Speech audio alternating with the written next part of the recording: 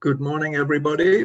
It is the hour, Greenwich Mean Time, distributed across the globe. We are working under conditions of technical contingency, using a digital platform that, if nothing else, allows us to work and communicate with each other across the divide that separates us. Let's see whether we can invent a way to work. Shall we proceed under these conditions? Yes? Okay, welcome everybody. I apologize once again for the technical complications, which appear to be due to an update released overnight in the Zoom platform. But as most of you seem to have audio link, and it is the spoken word that is our true platform for working, let's try to continue under these conditions, deprived or not of the support of the image. I have a brief introduction. We will obviously be flexible with the time under the conditions. Today is our fifth installment of our exploration of the Freudian field. Let's not forget that this reading was initially conceived at the time when we found ourselves heading into lockdown as a result of the pandemic, launching us all into a period of uncertainty and unprecedented suspense of the spatial and temporal coordinates of our daily life, impacting on our freedom of movement, of congregation, and the possibilities of social contact. The risk, of course, is that we are already becoming immune, accustomed to the change of assumptions involved, and that we may be facing a future in which many of these changes will become increasingly normalized, and that many of the freedoms that we have so willingly surrendered in the name of health and security will not necessarily be so willingly restored to us.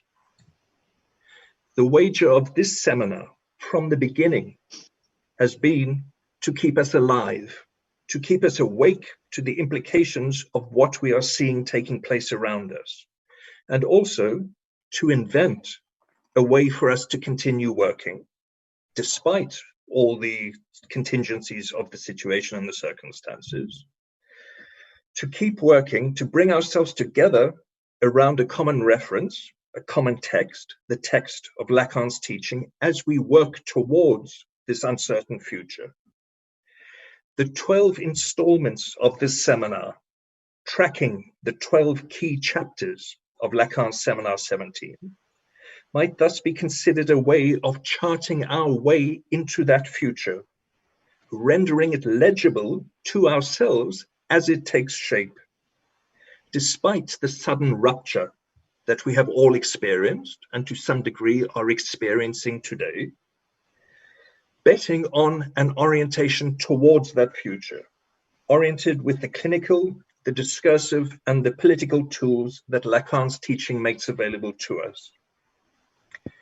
Thus, our 12 steps out of lockdown might be considered our own 12-step program towards recovery, if only recovery were here the appropriate reference.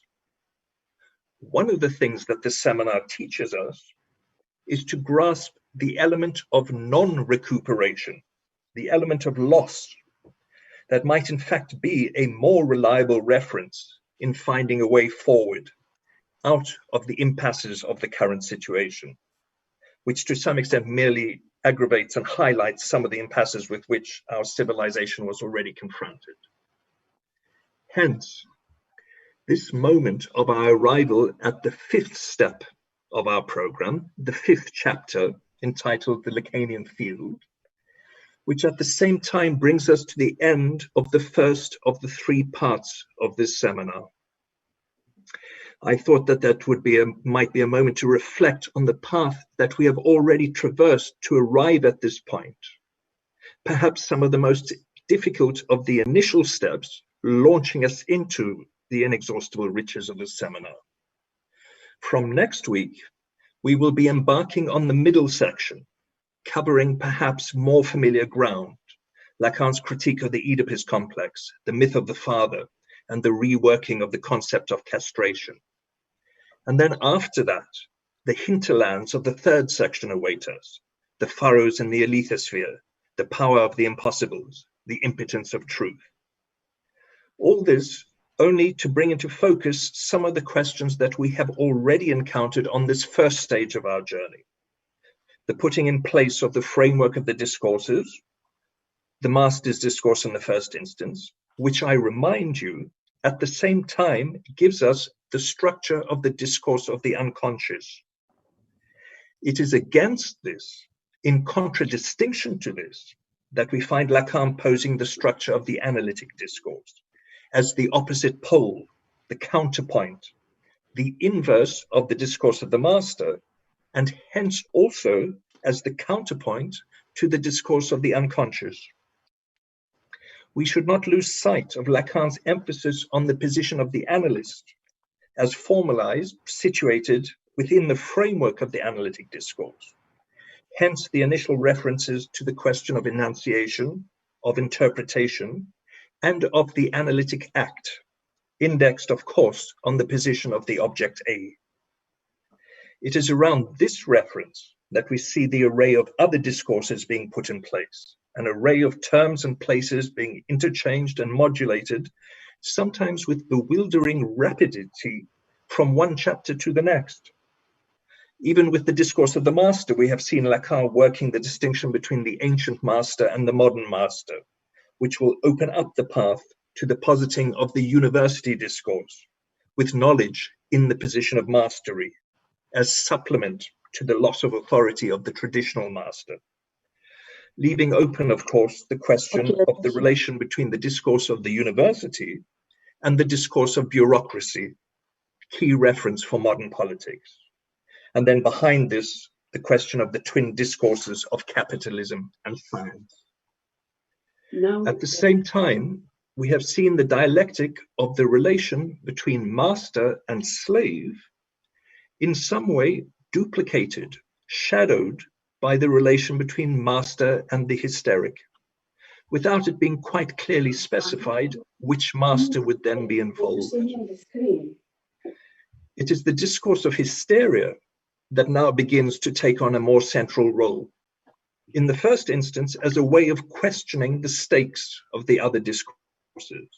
This is something already highlighted by Vicente Palomera in his reading of the second chapter, where he emphasized the role of hysteria as, in some sense, the condition of psychoanalysis itself, both historically and clinically, where it is the hystericization of the subject, the installation of the divided subject of the symptom, that becomes the condition of engagement with psychoanalytic work.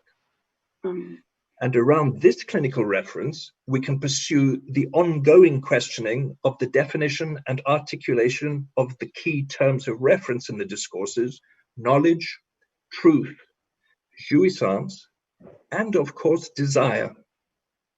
It is in today's chapter that the question of desire, up until now rather masked by the exploration of the new status for the terms of knowledge, truth, and jouissance, will once again take place on the scene, that other scene from where our speaker today, Patricia Tassara, will be addressing us. Patricia is a member of the Spanish school, the Escuela Lacaniana de Psychoanalysis, where she is currently a member of the directorate. She is also nominated analyst of the school and is still in the period of her 3-year period of exercise. During this time, when it was still possible to travel, she has traveled to many different locations, presenting testimonies and work on the crucial questions of the analytic clinic today. We ourselves have been fortunate to be able to welcome her in London a number of times. So we ourselves are in a position to testify to her desire to keep alive the work of transmission in the Lacanian orientation. We, of course, look forward to the time when it will again be possible, not just to see her, but to welcome her once again in person in London, and also to thank her for so willingly accepting to be our guide for the reading of today's chapter on the Lacanian field. Patricia, over to you. You may have to unmute your microphone, Patricia. Okay. Good morning, everybody and everybody. First of all, I want to thank Roger Litten and his bureau for inviting me to participate in these talks, and also to my friend Peggy Papada, who from this bureau is organizing and struggling with the Zoom technique today. And she will also do some comment and questions of my presentation. These are talks that, in spite of the limits of the online distances of the bodies, we analysts try to continue in these difficult times we have to live, trying to find a way to articulate a knowledge, trying to border the real we all encountered. We are not going to do as scientists, the scientists we listen on TV or read on the newspapers, who think it's possible to find a knowledge in the real. Is knowledge, for example, scientific knowledge, imposing its law to power nowadays? Where is the power today? What can we do as analysts in this situation? Last Friday in Valencia, we had an event. Something happened, something very interesting to analyze. The Institute of the Freudian Field in Valencia offered a conference online inviting an analyst of the World Association of Psychoanalysis, Miquel Bassols, a dear colleague from Barcelona, we all know very well. In these conferences organized in Valencia, from where I am, we usually have around 80 people that register to these conferences. Well, this time we were shocked because we had more than 700 online registrations. Miquel is a very well-known analyst, and of course, the conference was very interesting and we learned a lot. But what did that huge number mean? What does this big number of people listening today to this talk organized by the London Society mean?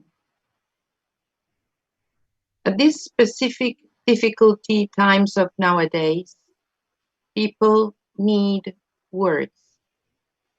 We need words to border the real. And as Miquel said, it is one of the things we analysts can do against the imposed social distance that we have to do and obey. We analysts have to aim towards the subjective approach, the approach of the subject of the unconscious. And this is something we can do with the tool of words. So these online events, in spite of the distanced bodies, we confirm people seek for a subjective approach by listening others talk and making questions, trying to have a conversation to border the real. It's a one-by-one decision, and this is what we are doing today. After this introduction, I want to tell you that to approach any Lacanian text, I need to build a sort of theoretical framework to locate myself. So I will say a few things of Seminar 16 to approach the chapter I accepted to comment. This this helps me to situate better in the moment of the seminar and Lacan's huge theory and developments. In seminar 16, Miller organized 5 chapters under the title Jouissance, its Field. Chapters that continue in the chapter we are going to comment today, called the Lacanian Field. In chapter 13 of seminar 16, he says the subject is always in the field of jouissance, although he does not know that.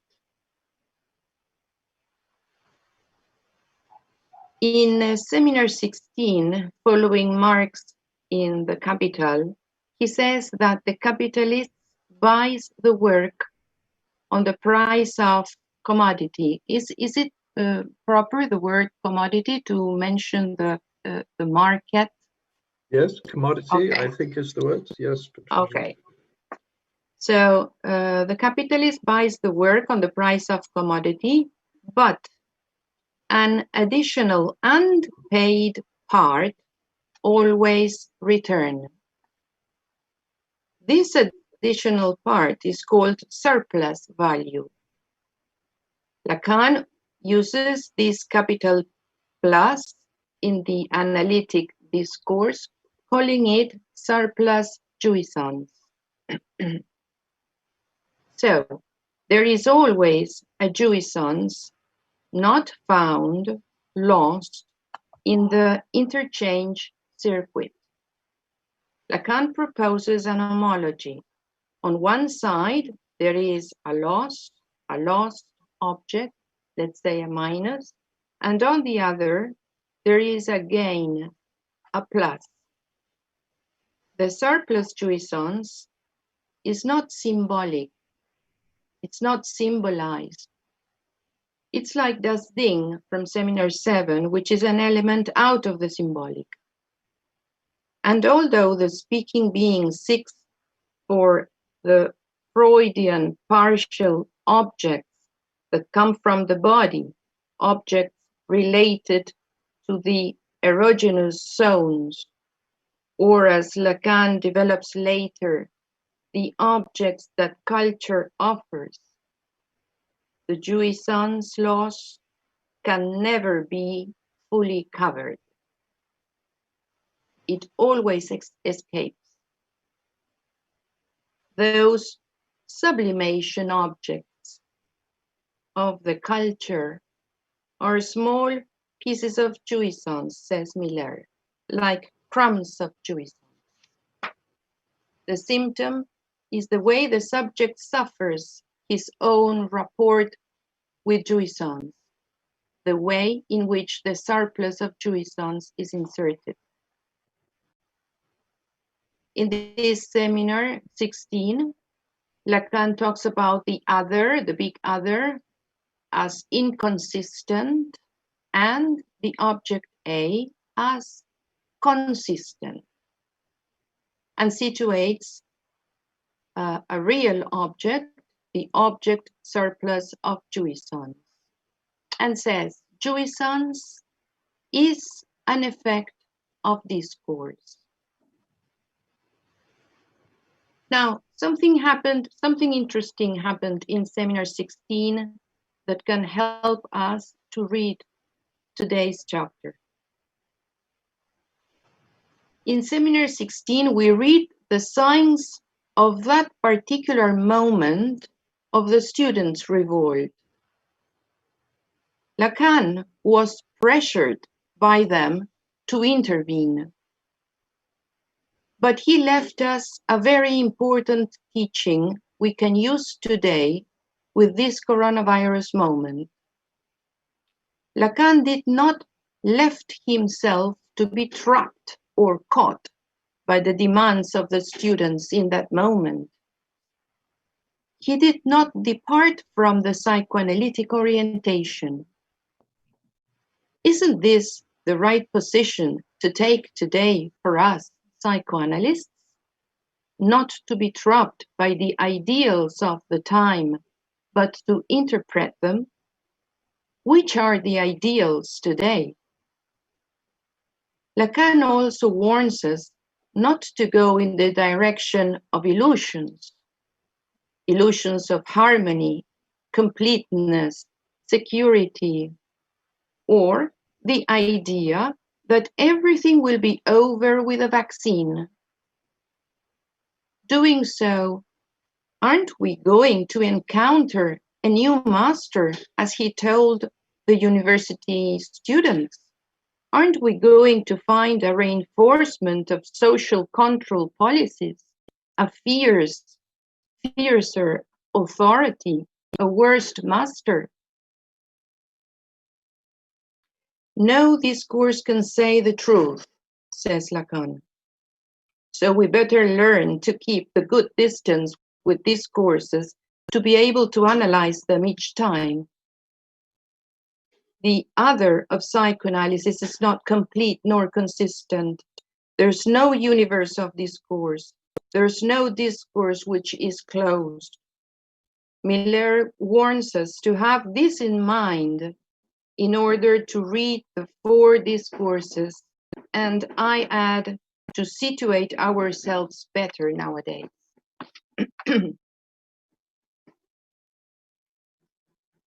The risk of domination in psychoanalysis. Lacan says, the reference of discourse is what it acknowledges it wants to matter. So, if discourses have a tendency to master, to dominate, it could be useful to think which is the domination, not only in the hysteric, but in the master's discourse, political discourse, and scientific discourse. What masters today? But with the analyst discourse, things are different. The analyst discourse has to be located at the opposite of any wish, at least any cleared wish for mastery, says Lacan. This quote shows us the ethic of psychoanalysis, which is not suggestion, or as Lacan said, in the direction of the cure. The analyst has to direct the cure, not the analysand. This is a main point to understand the difference between psychoanalysis and psychotherapy, for example. But there's no guarantee this could not happen. There's no guarantee we analysts forget this difference. It's easy, after all, to spin off into the discourse of mastery, says Lacan. Wishing the best to the patient, telling him or her what to do, directing the analysand and not the cure, is an easy way to spin off in mastery. For Lacan, it's an easy temptation. Lacan refers also in this chapter to Henri E., who was still alive when Lacan wrote this seminar, because he died in 1977. And he refers to an early text he wrote years before. In our chapter, he says that Henri E. teaches the discourse of consciousness. It is a discourse of synthesis, a discourse of consciousness that masters. The text Lacan is referring to is Presentation on Psychical Causality, a text he wrote in 1954. In the first part of this text, you can read Lacan's criticism to the organodynamic theory of E, the way E doesn't consider the significations of insanity, the language disorders, or the unconscious, reducing everything to a synthesis of an organic dynamism. The text is an excellent guide to read Lacan's thesis about I, me, and to learn about psychosis. So, for Lacan, there's an impossible synthesis of the ego, nor an alliance of the analyst with the good side of the ego, because discourse refers to jouissance, says Lacan. This is where it originates. There's always a part which is lost, so any synthesis is possible. The opponents, says Lacan, are the ones who end saying nonsense because they do not understand what has to do with jouissance. Jouissance is never something comfortable. What does Miller says about domination and discourses? In his seminar, Une faute de poésie, in the lesson of March and April 2003, Miller says it is not sure that society exists. We believe that we'll have water at home, electricity, or that the train will arrive on time. But society is a subject supposed that arouses our trust. We live with this subject supposed to know without knowing it is an act of faith. Therefore, our belief in society is an act of faith. I wonder how strong is this act of faith now? Where is our subject supposed to know now? And are we all waiting for the science discourse to recover our faith in society?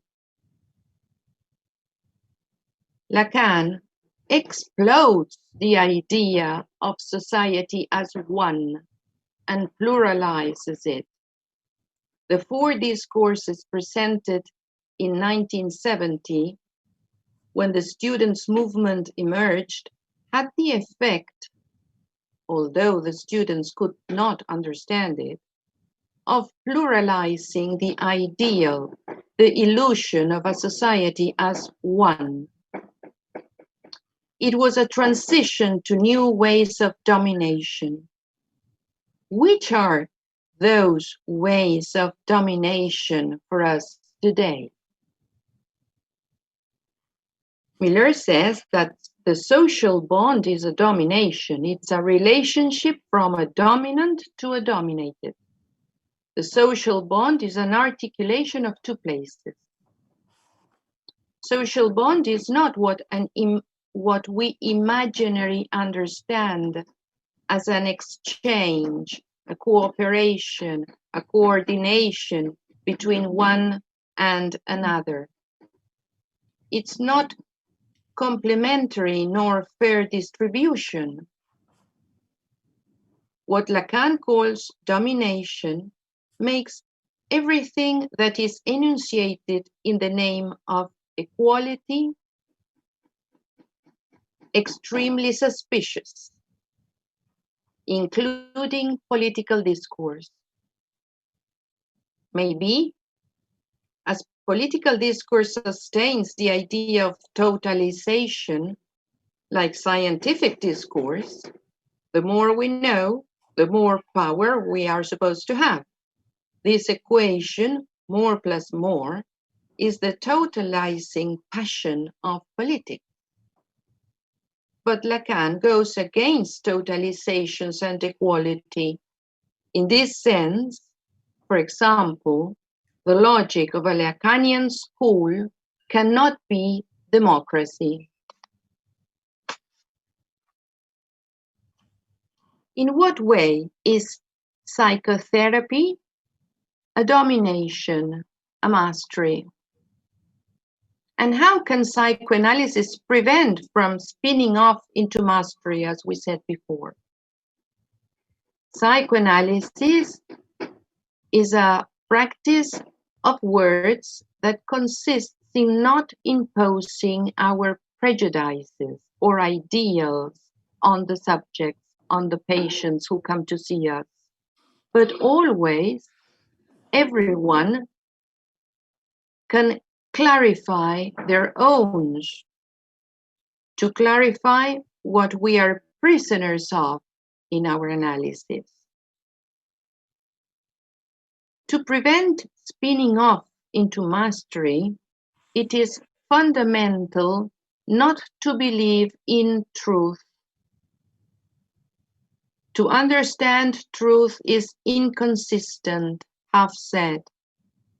The analyst has to stop believing in the consistency of the signifier and find the orientation towards the consistency of the object.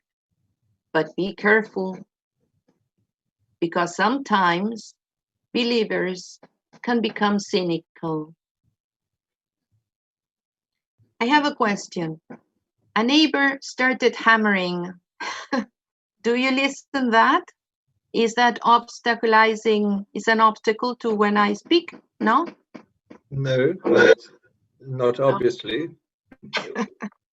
Okay, I continue. We hear you speaking and we are following with great interest. Patricia, please continue.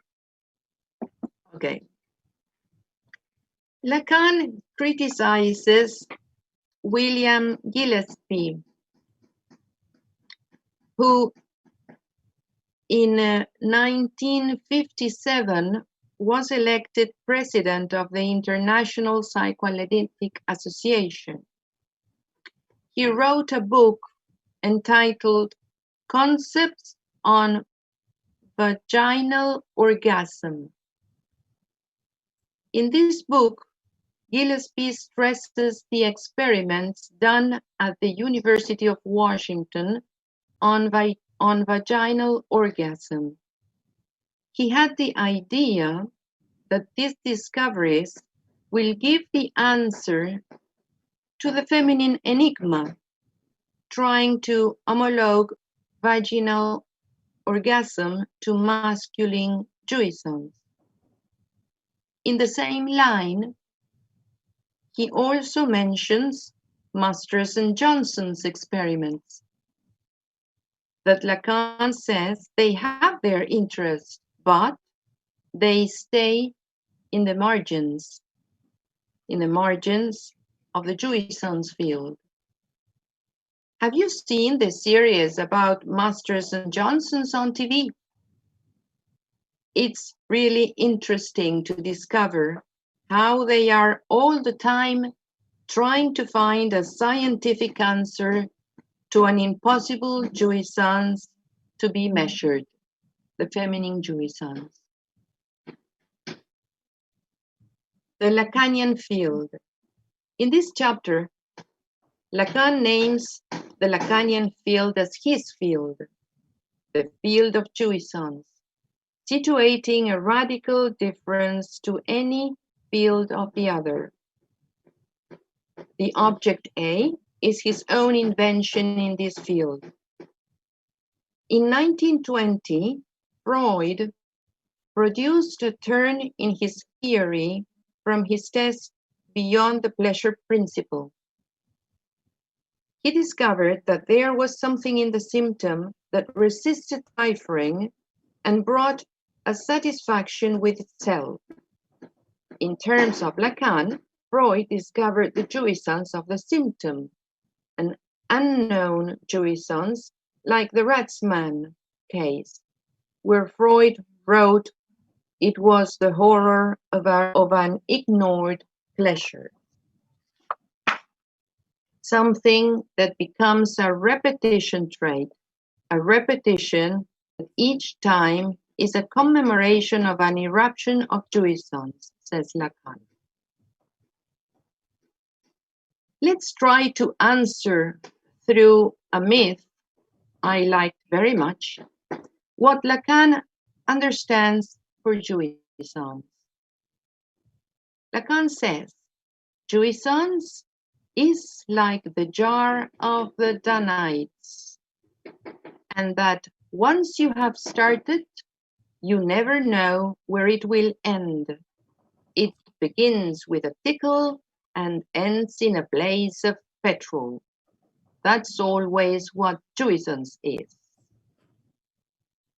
I want to stop a little, if you let me, in this myth Lacan mentions in this chapter. I found a picture of this myth. Maybe Peggy can put the picture on the screen. I don't know if you will be able to see it or not. Maybe not. Okay, don't worry. You can find this picture. It's John William Waterhouse. That's the painter. Waterhouse. It's a funny surname for the myth we are going to comment today. The picture is called The Danites. It's a picture of 1903 by John William Waterhouse. In Greek mythology, the Danites were the 50 daughters of Danaus, who had a twin brother called Egyptus with 50 sons. Egyptus was a tough and selfish man who always persecuted his brother Danaus despite the agreements reached with him to share his inheritance and property. The brothers quarreled, so Danaus went into exile with his 50 daughters to protect them from the greed and avarice of his brother. He became king of Argos, which became a rich and prosperous kingdom. His brother Egyptus, in a sign of peace, maybe a lying peace, sent his 50 sons to Argos to get married with the 50 daughters of Danaus. But the night before the marriage, Danaus commissioned his 50 daughters to kill their husbands on the wedding night in order to protect the reign and the wealth obtained by their father. They all did this. They killed their husbands, except one. 49 sisters, the ones who killed their husbands, were sentenced to fill a bottomless jar with water forever, except one, Hypermnesia, the eldest daughter, who did not kill her husband because she fell in love with the man. She said she did not kill him because he respected her virginity on the wedding night. Quite rare statement, isn't it? For a wedding night, I mean. She was put on trial and was finally released by Aphrodite, who was moved by the lovers. But the 49 Danites were condemned to eternally fill that bottomless barrel in the underworld.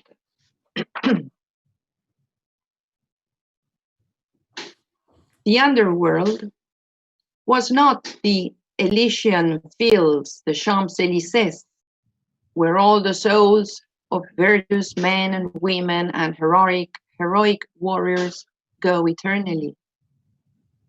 It is not either the Lacanian field. The underworld is the place of the dead. It is also an interesting myth for us to read the consequences of the dilemma between the obligation to obey the wishes of the father, maybe the father of jouissance, who sent the daughter to the blaze of jouissance, and the other side, the prohibition to kill, that is, the law of the symbolic father. The consequences are very different following the father of jouissance wish or the symbolic father's wish. Hypermnesia is an interesting mythological figure for us. She is the firstborn and the one that brings love to this story. Love prevented her to her sister's condemnation. So this myth shows how love is what makes jouissance condescend to desire. But as the story of the half-chicken Frank brought us last time, there's a half hypermnesia. We can think she is a hysteric with an unsatisfied desire, but we can also see that the obscure statement that saved him from condemnation, Lacan's aphorism, there's no sexual relation. Why? If she loved her husband, she could not consent to the encounter of sexual jouissance. Was it only an unsatisfied desire, or was she afraid of herself in the encounter with the other sex? We can make many questions here and won't find all the answers. There's an enigma, like in femininity. Another point I will take is happiness. Lacan talks about happiness here. And he says that happiness becomes a political factor.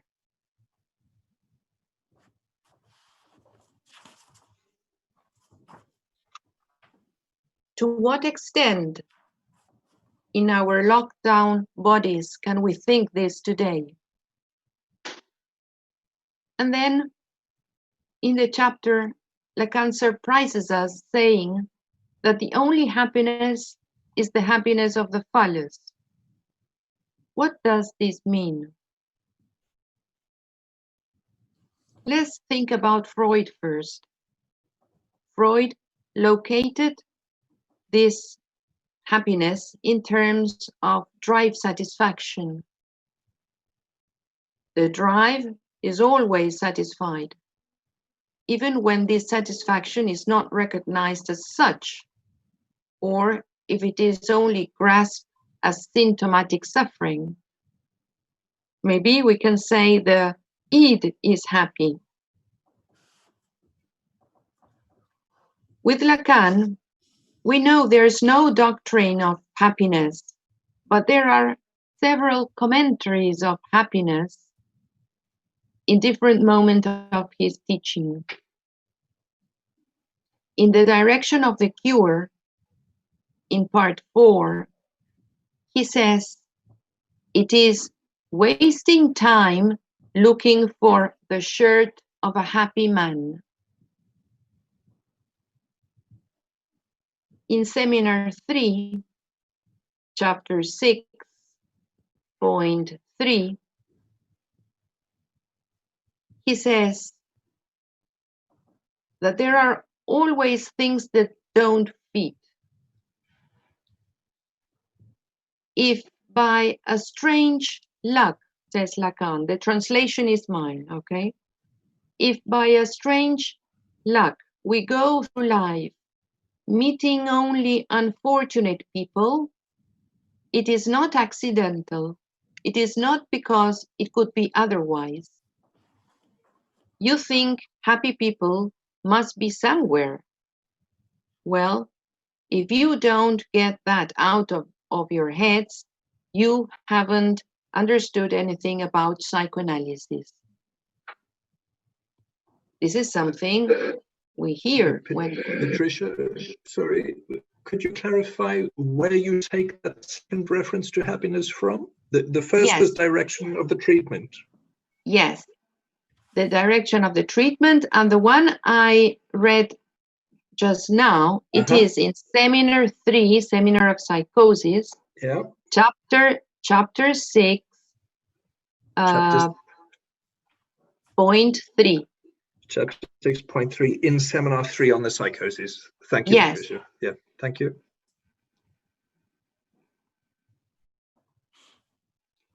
And in Seminar 7, the ethics of psychoanalysis, Lacan says that the subject who begins an analysis always wants happiness.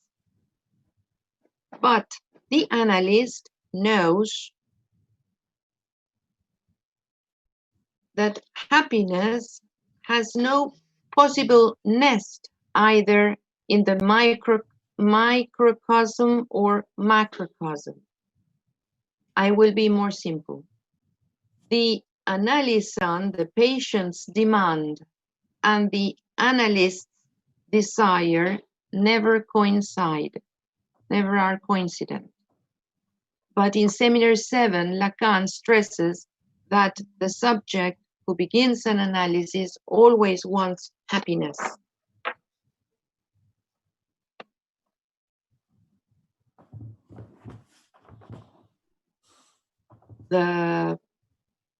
Then later in television, Lacan says that the speaking beings are happy by nature. So the drive always seeks satisfaction, but desire is linked with non-satisfaction. Therefore, at the drive level, the subject is always happy, and this happiness is not articulated with any goal to be achieved. This happiness is not a slave of desire. It is referred to jouissance. In the end of analysis, in relation to the end of analysis, Lacan privileged the perspective of knowing how to do with the symptom, to know how to manage with jouissance, to untangle, to unravel. And in a conference in 1975, which is, I think it's published in Silicet number 6-7, he says that analysis should not be pushed too far. When an analysand thinks that he is happy to live, it's enough, says Lacan. So, happy to live. When the analysand is happy to live, that's enough. This is not something linked to desire. It is a happiness not based on the search for having or waiting or expecting, but to be somehow cured of the misfortunes of desire. And it's an encounter of a new satisfaction. Now, when Lacan in Seminar 17 localizes happiness in the place of the phallus, well, maybe here I remember something that Lacan said about little hands.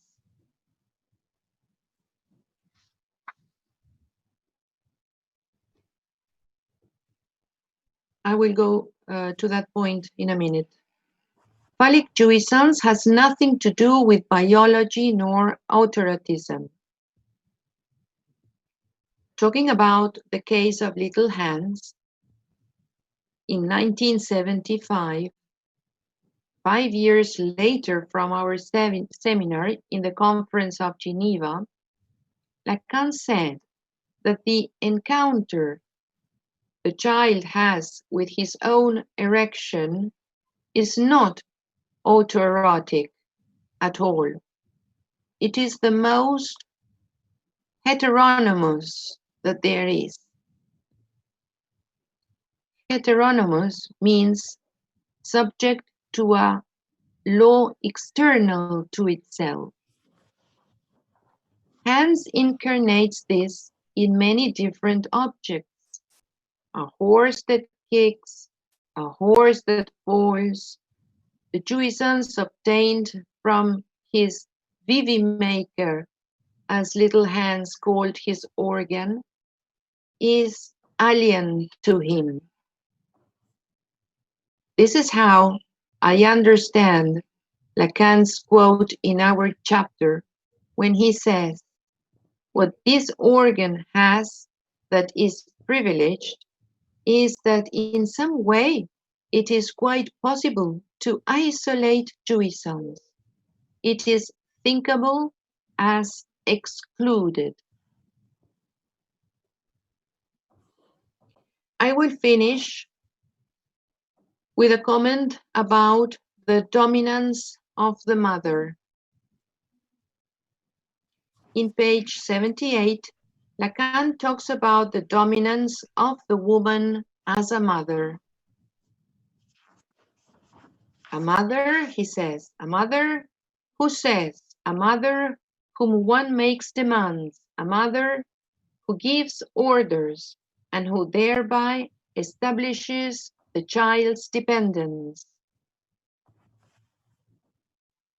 Then he clearly connects the woman with the masquerade. As far as I can understand from this paragraph, jouissance has a masquerade that repeats. Then he says that the woman is an institution of masquerade. Lacan did not state that the woman does not exist yet. He will do this in Seminar and Core in 1973, 3 years to come from our seminar. But I need these concepts to understand this quote. To say the woman does not exist does not mean women do not exist, or that the place of women do not exist. It means that this place is empty. But this void or emptiness does not mean we can find something there. What we find are masquerades, and they are masquerades of void. This is the way we can relate women and semblance. So a semblant has the function to reveal nothing. The quote continues. He says, she tends towards surplus jouissance because she, the woman, plunges her roots like a flower down into jouissance itself. Beautiful quote.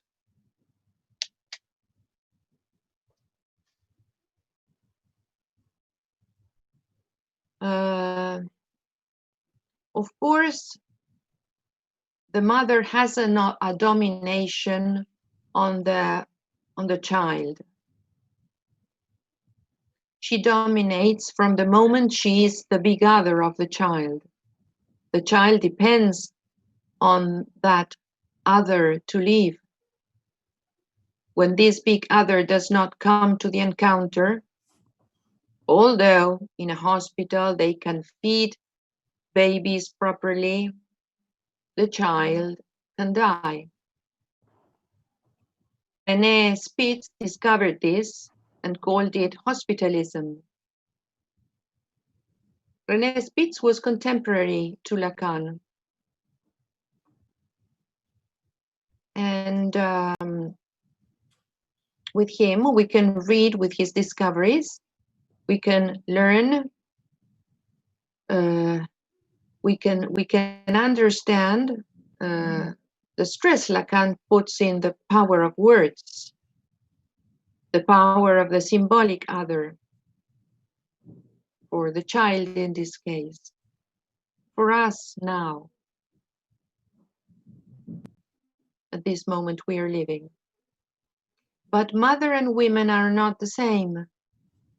The more mother, the less woman, and vice versa. In his late teaching, Lacan introduces the feminine jouissance, but in Seminar 17, he did not arrive here yet. In our seminar, he talks about surplus jouissance, which is not symbolic nor phallic. As I said at the very beginning, it's an element like dusting out of the symbolic. But in my opinion, this quote is this last quote I mentioned about women and flower and jouissance and roots is an introduction of what he will develop later in relation to the masculine and feminine positions, the jouissance of the other, etc. Now, in this chapter, he makes the difference between phallic jouissance and surplus jouissance. I will finish here. As you could listen, I have maybe more questions than answers. Lovely. Thank you, Patricia, for the work you have clearly put into preparing your reading for us, and putting us to work a little bit with some of the references that you have dug out for us to support our own reading of these chapters. I must say, I was struck most of all by your reading of the myth of the Danaïdes. Yet again, one of these multiple references of Lacan that we tend to accept in passing without always taking the trouble to actually go and pursue the substance of the reference itself. And so there again, I don't know whether it was possible for you to show the image online, but I see in the chat that a number of people had managed to track down the link to the image of the painting that you mentioned. So it is possible for people to view that image online. And the way you brought into focus, shall we say, the feminine exception in that instance, let's say the exception of virginity, and that question of that strange notion of the respect for virginity that marks the threshold at which we can pose the question, shall we say, as you did, of what it is that allows jouissance to condescend to desire. I have a couple of comments, but I suspect that we always hear enough from me. I know that we do have a discussant today, our very own cartel coordinator and secretary, Peggy Papada, who, amongst tangling with all the technical questions and the preparation of the invitations that have allowed each one of us to be part of this seminar today, may well have a question that she wants to address to you for further elaboration. Peggy, I don't see you, but if we can hear you, do you have anything to add on that question? Yes. Can you hear me? I can hear you loud and clear, yes. Great. Thank you very much, Roger. Thank you very much, Patricia, for your commentary on another dense chapter. My question relates to how you ended your seminar, and I wanted to ask a bit more about this. So Lacan is saying in this chapter that he's trying to define the relationship of the discourse to jouissance. This is on page 75. And he also, to do that, it seems to me that he wants to separate from anything the biological facts of sexuality. He says that he separates the Freudian discourse from that. And he also writes that he says goodbye, we can say goodbye to the domain of biology. And I'm also thinking of what Jacques Lamillard has written in his fifth paradigm about he refers to the cut between libido and nature.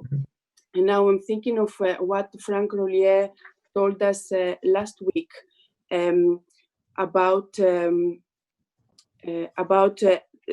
he quoted Lacan saying, "It is no accident that women are less enclosed than their partners in this cycle of discourses." And in this chapter, the Lacanian field, which is the field of jouissance, Lacan tells us explicitly that Freud abandons the question of feminine jouissance. Then we also have this beautiful quote about a woman being like a flower who plants her roots into jouissance. And he also makes a reference to absolute jouissance, which in my mind is, I'm thinking of relative jouissance being a term that we use to refer to phallic jouissance, perhaps, in the sense that it's countable and limited and localized. And the question is this a forerunner, which it sounds that you have responded to that, is this a forerunner to what he will develop in Encore with his formulas of sexuation, where, you know, but they have nothing to do with biology or gender as a social construct. Yes, thank you, Peggy. Yes, I would precise. I don't think Freud abandoned feminine jouissance. I think Freud could not go beyond because he found the rock of castration, right?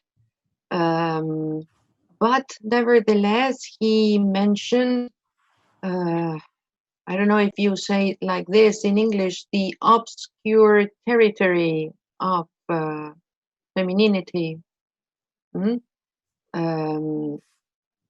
So he could not go forward, but now he pointed it out, and Lacan was the one who could go forward with this.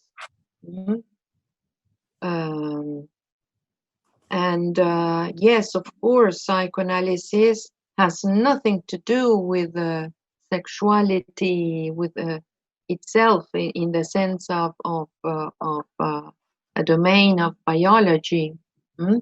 This is the way I could understand his criticism in this chapter to Gillespie. I don't know if you pronounce it like this in English, Gillespie and Masters and Johnsons.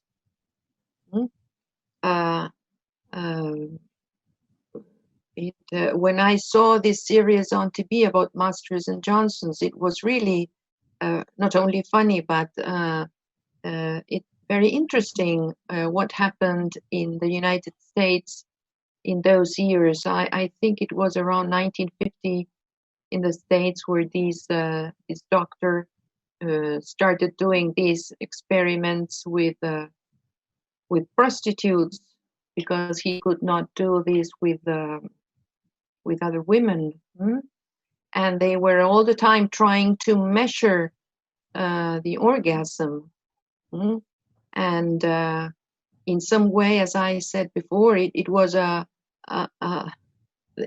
he was trying to do an equivalence, an impossible equivalence between phallic jouissance and what Lacan called later feminine jouissance.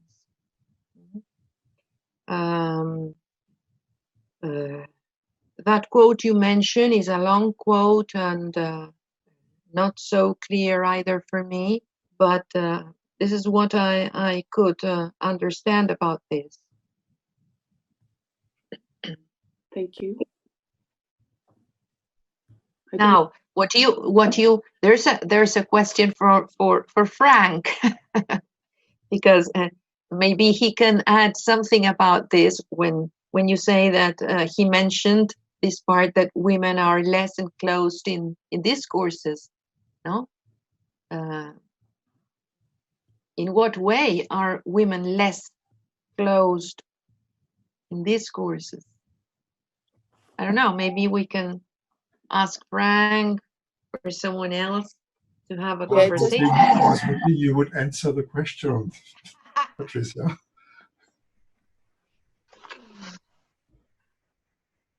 Not everything can be said, and maybe I did not review seminar and core for this chapter, but the jouissance of the other, which Lacan locates in the feminine position of that chart, is a silent jouissance. So in that sense, and I'm thinking aloud, it is not possible to situate it in any discourse. It's a silent jouissance. Okay. That's what I can say. Okay. Well, given that there is always, shall we say, not just the silent jouissance, but also the jouissance of silence, we have to again thank you for taking the risk of speaking, of bringing some of these questions to life with speaking, to some extent, as we always are, speaking a little bit in the dark, finding our way, charting a path through this field. On that question, shall we say, of the role attributed at this stage in Lacan's work to phallic jouissance, this is why I was so interested in that element that you highlighted in the myth of the Danaedes, where there is the exception of virginity. So, because not the phallic exception, but the exception of virginity, and we know the links explored by Freud and then Lacan around the link between virginity and the phallic exception. Perhaps we shouldn't overlook at this stage the radical shift in Lacan's own approach to, let's say, the question of the phallus, the significance of the phallus, because if one thing is clear, one thing stands out, if you will, the phallus is not here being considered as a signifier. Maybe we tend to be a bit blasé or take for granted that we've shifted now to the question of phallic jouissance, but I think we should not forget to be astonished at some of the shifts taking place at this stage in Lacan's teaching, where to some extent he's using many of the same terms in a completely different context, and it's very easy to overlook the sharp edges of what is being maneuvered. But something that certainly catches my attention is this notion not just of phallic jouissance on the side of happiness, the only that's abrupt and striking formulation. The only happiness is the happiness of the phallus, but also on the side of this notion of phallic exclusion, not simply localization, but that notion of phallic exclusion. And around that question of closed and open, we certainly, I become a little bit more sensitive to some of the initial sketches of that logic of open and closed sets that we will in fact see put into play at the start of Seminar 20, in terms of the distinction between the logic of the all and the not all, and the question of the exception. And it's striking to see here the phallus being posed in its status of an exception in the field of jouissance. I'm not sure whether anyone can elaborate on that, or whether it's even necessary to elaborate in those terms. But let's not, as I say, let's not overlook the opportunity to be astounded by some of the maneuvers that Lacan is actually performing with his own terminology and his own theoretical apparatus at this stage.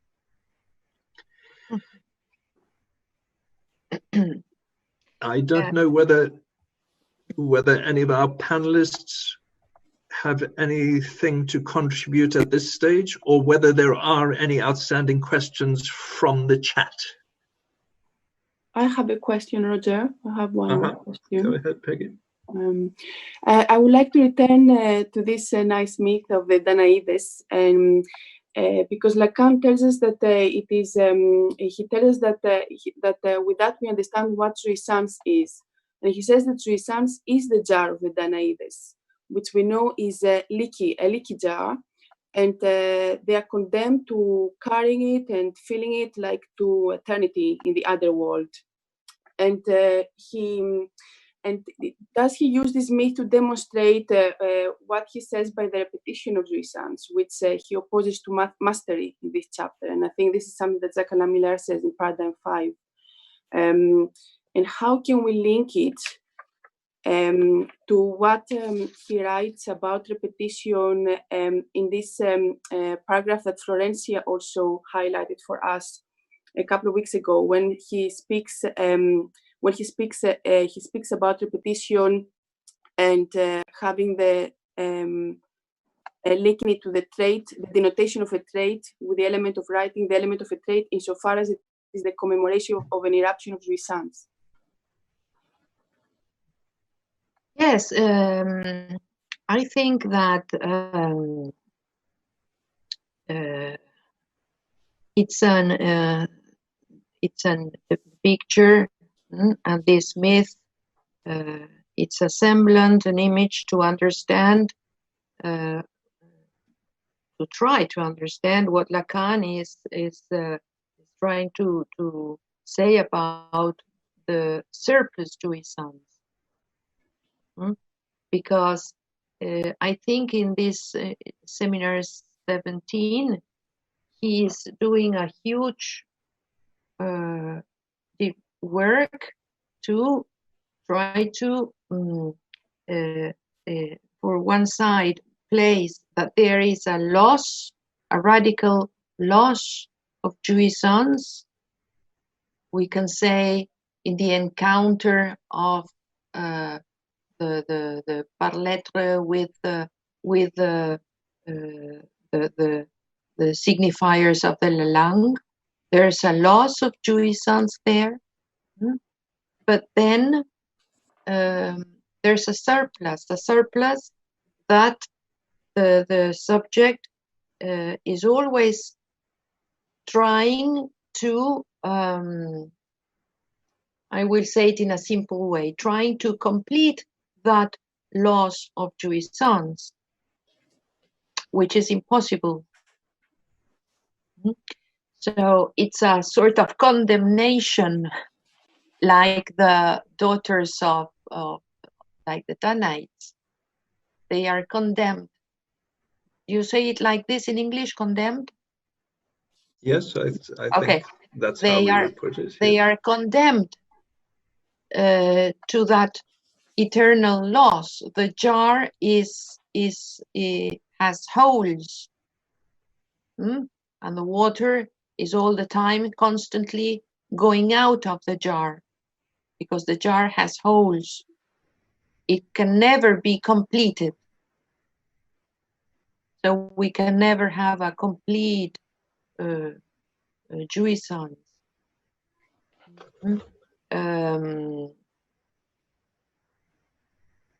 And of course, as Florencia said in a couple of weeks ago, there is the repetition is there.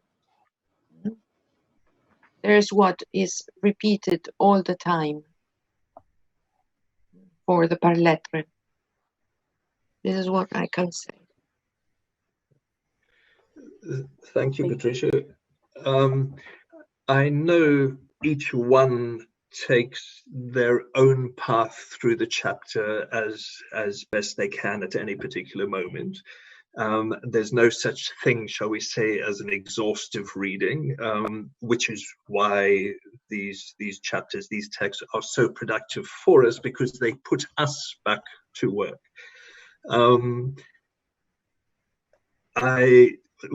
We're going to take one further question.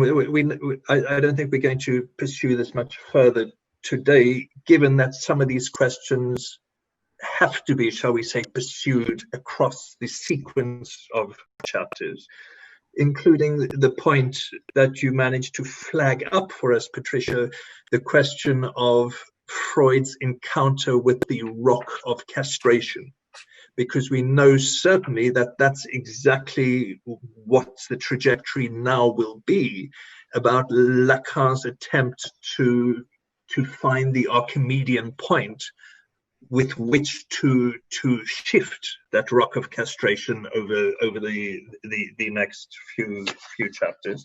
For instance, I do know that next week's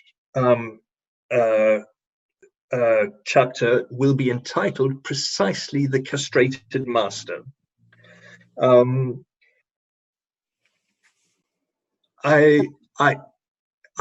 aware, Patricia, of how much you have put yourself out to support our reading for us. There is a rather tricky question out here, which I will just put in the air from Arca Chattopadhyay, about this question in the fourth part, where Lacan's reference to the wealthy. Wealth is the property of the wealthy. Like psychoanalysis, is what is expected from the psychoanalyst. And this notion that the wealthy buy everything, but without paying for anything. Does anyone have a point to contribute on in relation to that question? I can only say, but I want to listen to my colleagues here, the panelists, but the only thing I can say is what I read from Lacan, I think, once, that he says that the wealthy, the rich people are not, how do you say it in English, analyzable. Yes. Because it's as if what, for example, if you receive a very, very, very rich person in analysis, what price will you put for the session? It's very difficult to think that, because the price you put, it will never be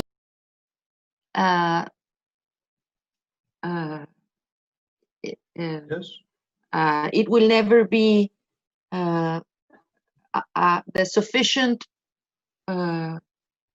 sufficiently high to pay for his jouissance.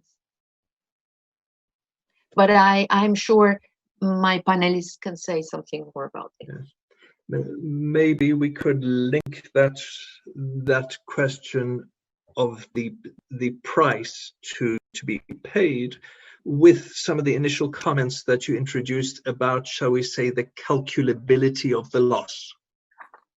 And we see that whole question of surplus jouissance played out between the loss and the supplement, where one of the questions that remains in suspense for us through this first part of the seminar in particular is this question of the logic of entropy that Lacan introduces as his attempt to, shall we say, sketch out the economics of the field of jouissance. It's quite striking how he goes, let's say, from the biology, let's just call it the biology of the death drive, to the thermodynamics of entropy in order to emerge with the formulation of this question of what would be the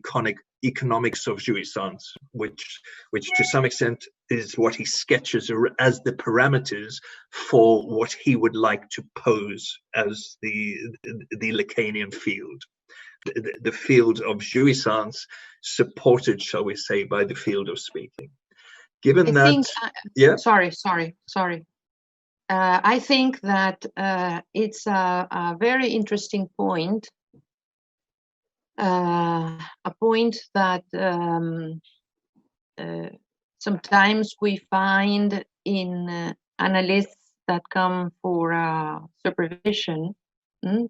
The difficulties they have with with money, with the price of the sessions, with receiving that money for the sessions. So there's all a big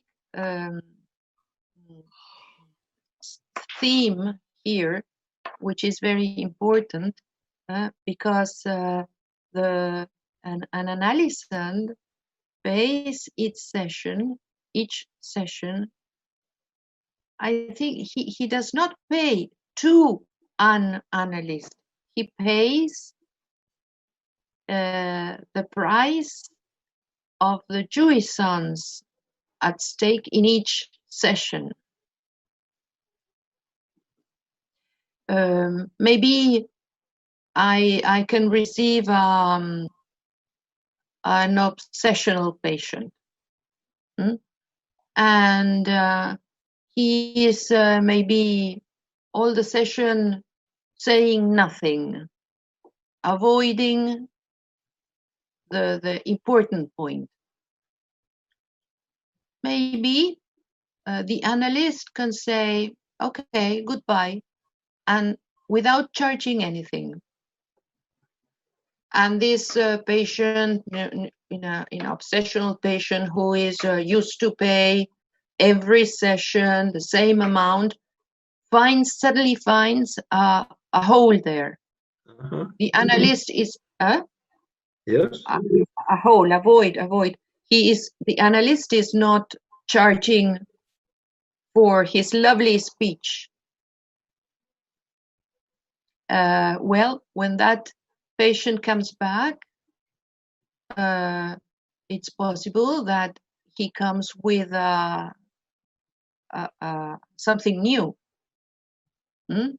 Something new, something important to say about himself and his jouissance in the session.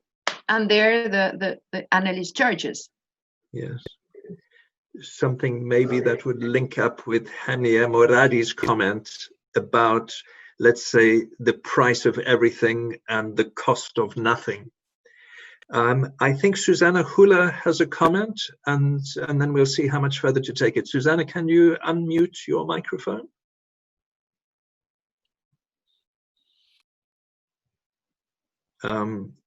Yes, I succeeded. We can hear you. Yeah. The technique is very cruel with me. I enjoyed very much your speech, Patricia, and many things are in this chapter. Lacan shows a sense of humor that I liked. When you went to the story of the Danaïdes, I wondered for the first time, I didn't know whether in that night in which every 49 women called the husband, did they have sexual intercourse? We don't know exactly that. The fact that they have to fill the tunnel of the Danaïdes is what everybody of us does all the time. But seems to be that for this myth of the Danaïdes, the only solution is love, which is not, it is more or less what we arrive to in Freud and in Lacan himself. Also, I thought when you wrote the story that maybe the fact that this man respected her virginity has to do with saving virginity, she is also saving some of the wound of privation, because Lacan says in the chapter that the more the man does, offering his phallus, the more he insults the woman, because the woman has to face her privation. This man, for some reason, had this inspiration of not insulting. He was, he spared the loss of virginity, and then he could be alive further. The other thing that I thought is, I don't remember exactly now, but has to do with the happiness of the phallus. For the first time, I thought that is a way of understanding, one of the ways of understanding what Lacan says about the man encountering castration. How does the man encountering castration? And it could be that in each intercourse, the distance between the happiness of the phallus and the sadness after the intercourse is the gap of castration for the men. I wonder, yes. Thank you very much. Thank you very much, Susana. Yes, maybe I think these are ways of reading the myth, and I also think in that gap you mentioned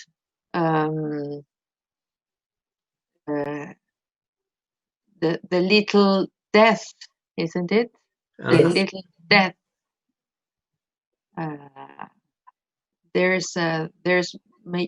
That is maybe the place to situate this. I don't know, maybe. Vicente, do you have a comment? If you can. Yes. Well, first of all, thank you, Patricia, for your seminar today. And I was wondering about the question of the importance you have given, well, in Lacan gives to the myth of the Danaides. And it's true because this, as you have emphasized and already Marie-Hélène Bruce already said, this seminar is about the jouissance, the field of jouissance, and in a certain sense that the Lacanian field, which is the title of this chapter, is the field of jouissance. So what's the place of this question of the Danaides tunnel, the loss of jouissance, which is implied in this myth, and I was wondering why you insisted in, or you stressed the importance of this myth, and perhaps we could say that it is an anticipation of a thesis Lacan wants to stress, which is that it is not the father who is the agent of castration, that it is not the father, as Freud thought, the cause of the loss of jouissance, but it is the signifier as such which is at stake, which is the cause of jouissance. So the real operation in this seminar is to make a movement from all these myths that we're going to explore in the next chapters, the Freudian myth of the Oedipus myth and the question of the totem and taboo. So these myths are linked to Freud's desire, and Lacan wants to sweep away the remainders of what in Freud himself was not analyzed, to sweep away the remainders of the desire of the founder of psychoanalysis. And perhaps this question is going to be explored by Lacan himself in the next chapters, in a very curious way, introducing formulas, introducing a logic where there was so much blood and flesh, we could say, no, in the myths of totem and taboo, to introduce the logics where you are used to read these splendid myths with which Freud tried to grasp what's real in at what is real in the transmission of the signifier from one generation to another. What is going to take a very important place in Lacan's teaching when he introduces the signifier of la langue, which is not a question linked to the myth, but a question linked to how castration is an effect. Castration is an effect of the signifier itself, and that the father is an effect of this castration. So this operation, the real operation introduced by the incidence of the signifier in regards with sex, is what is at stake in this seminar. So that's the question of why Lacanian field is the field of jouissance. But well, thank you for your work, and very imaginative and interesting for all of us. Yeah. Can I make a question? But a real question, not a commentar. I put in my book 2 question marks and 2 admiration marks, because I don't understand why is the woman that allows jouissance to bear the mask of repetition. That confuses me. Yes. Why is it the woman? Yes, I'm not against it, but I don't understand it. yes. It's not a very, very clear quote. I think I also have my own questions when Lacan says in that same quote that he talks about that she sends the child to parade himself. He teaches her little one to parade. He talks about the woman is an institution of masquerade. Yes, that maybe the panelists can say something more about this. Yes, but why the mask of repetition? The woman is the institution of the masquerade is easier to understand, but why is she the one that brings about the possibility of the masquerade of repetition? And is repetition a masquerade? That confuses me also. Maybe our colleagues. I will just add because funny enough, it's that sentence that in this whole chapter stood out for me as the most provocative, and maybe part of the aphoristic way Lacan has of formulating these questions is precisely as an aphorism that is very difficult to crack, but goes on speaking to us.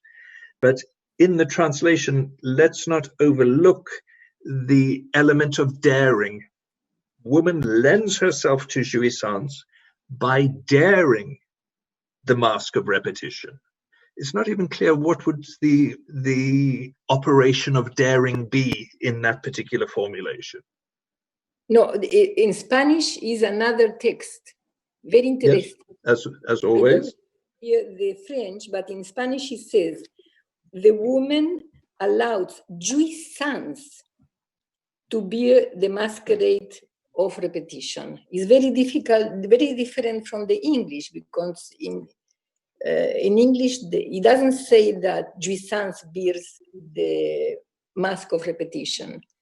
There are two Lacans. Yeah, at least. Yes. If somebody has the French, maybe can help us. I don't have it here. Yes. May I say something? Yes, please, Frank. Yes. So in French, the word jouissance is the subject of the sentence.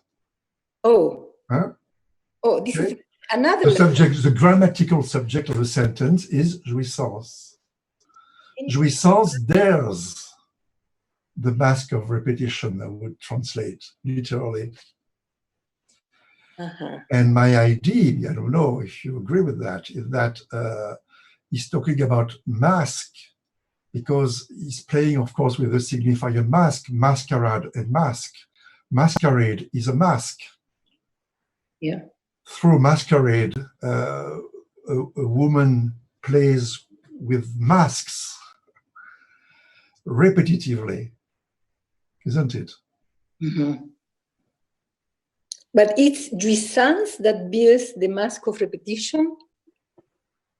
And is repetition a mask, a masquerade? I don't know if repetition is a masquerade, but masquerade is a repetition. Good. Yes, it's much, much easier to understand what you say. Yes, Frank? No, it's a proposition I make. Yes. Okay. But this question is already present, or may I say something? Yes, Vicente? Yes, that when you unveil a mask, there is another mask. And when you unveil this mask, there is always a mask. So there is no truth behind the mask. This is what Lacan points out. If Patricia spoke about Spitz and the babies, he made an experiment approaching the baby with a mask, and then when he retired the mask, the baby would laugh. Spitz. Spitz. Then he came with the mask. And with two masks, he came with the mask, then he retired the mask, and under the mask he had another mask, and then the baby would cry desperately. I don't know how to interpret it, but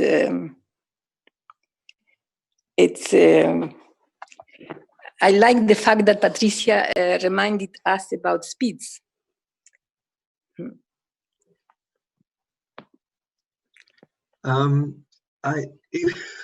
If you will allow me, I think, having opened up some of those questions, which are not just questions of speech and translation, desire and jouissance, but are questions that launch us into an open sequence, a series of questions leading us forward in Lacan's work, I will just take the opportunity to thank all our panelists, all our attendees and participants for their patience in dealing with the initial technical difficulties, which with any luck we will have resolved by the time we meet with you again next week, when we will meet to pursue some of these questions via the reading of chapter 6, entitled The Castrated Master, which will be the task of Bruno de Hellé, who will take us through picking up some of these questions and pursuing them through that chapter. Most of all, I want to thank Patricia Tassara, who under difficult conditions with all sorts of distractions from left, right, and center, has managed to open up some of these questions for us and leave us, shall we say, with more questions than answers, which is all that we can ask from her. Patricia, thank you. All of you, thank you very much. We look forward to speaking with you and listening to you again next week. Until next week, thank you, everybody. Thank you. Thank you very much.